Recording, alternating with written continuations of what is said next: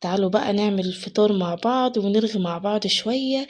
بس قبل اي حاجة عاوزة اقولك لو بتشوفيني من على الفيس ما تنسيش تعملي فولو للصفحة بتاعتي، وكمان تسيبيلي لايك وكومنت هكون مبسوطة بيهم. ولو بتشوفيني من على اليوتيوب ما تنسيش تعملي سبسكرايب وتفعلي الجرس عشان يوصلك كل جديد، وبرضه تسيبيلي لايك وكومنت هيفرحوني. ويلا بقى نرغي مع بعض. وهتكلم عن الست مش بس نص المجتمع، دي المجتمع كله. ست هي الأم والأخت والزوجة، هي البنت وهي الصاحبة اللي بتسند، هي اللي بتقوم بدور الأب أوقات، وبتشتغل وبتتعب وبتربي وبتحافظ على بيتها في نفس الوقت. ست بتشيل كتير قوي وبتضحك وهي تعبانة وبتداري وجعها عشان محدش يحس. ورغم كل ده محدش بياخد باله هي بتعب قد ايه. هي اللي بتعرف تحتوي وبتفهم من غير ما تتقال الكلمة.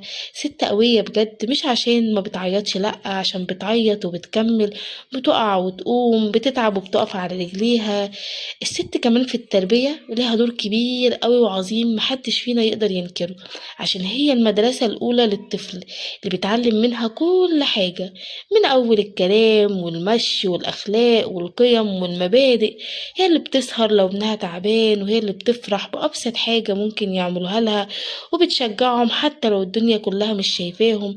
هي اللي بتغرس في ولادها الحنية والاحترام والاعتماد على النفس، وبتعرف امتى تكون حنينة وامتى تكون قاسية وصعبة عشان تطلع جيل يعرف يعني ايه مسؤولية، يعرف يحب ويطلع من قلبه. التربية مش سهلة، بس الست بتخليها تبان سهلة. بس هي بتبقى شايلة جبل فوق دماغها. الست في شغل البيت بتبقى عاملة زي النحلة، ما بتقفش لحظة من أول ما بتصحى وهي بتجري وبتحضر الفطار وبتلبس في العيال وبتنظف في البيت وتغسل في غسيل وتطبخ الأكل بتاع الغدا والعشاء وكل حاجة.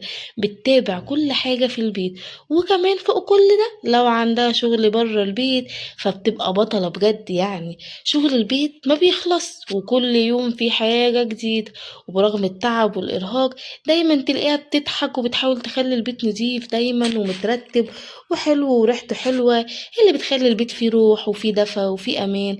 ولو غابت يوم بتحس إن الدنيا واقفة. الست هي اللي بتتعب في بيتها، ودي بس مش ست بيت، دي مديرة وطبيبة وطباخة وكل حاجة وكتير كمان.